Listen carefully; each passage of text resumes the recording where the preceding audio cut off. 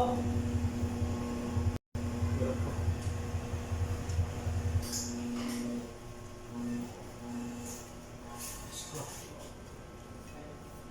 ko na siya guys.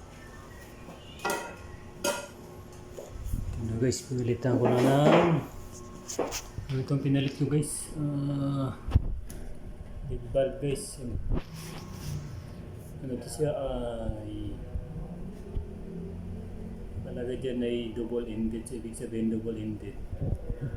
Kabilaan yung linya niya dito. Tsaka doon. Kaya kahit hindi ko na ito baguhin yung wirings ito. Tapos tinanggal ko lang yung kanyang kasi dati fluorescent tube ito may nakalagay ito na starter, so tinanggal ko. Dito magkurap-kurap. So yan ko na guys, switch on ko na guys. Okay, so okay na guys. Kain na tayo guys. Kumain kasi ako guys. Biglang blackout eh. Yung ulam ko guys oh. Sinabaw na GG.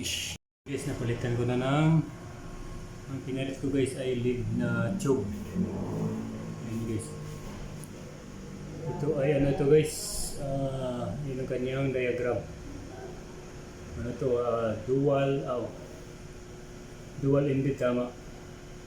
Sa dito, tsaka ito sa kabila. So, okay na yan dito guys.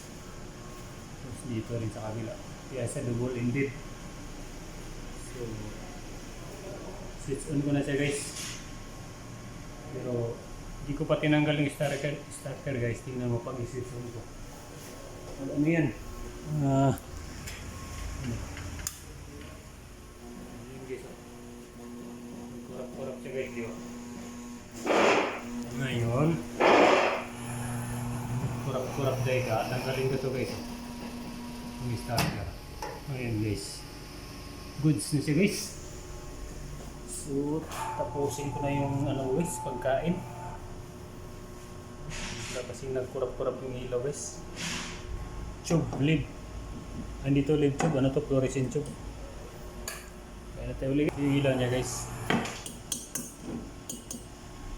Ako ng lid tube. Guys, ganti ulit.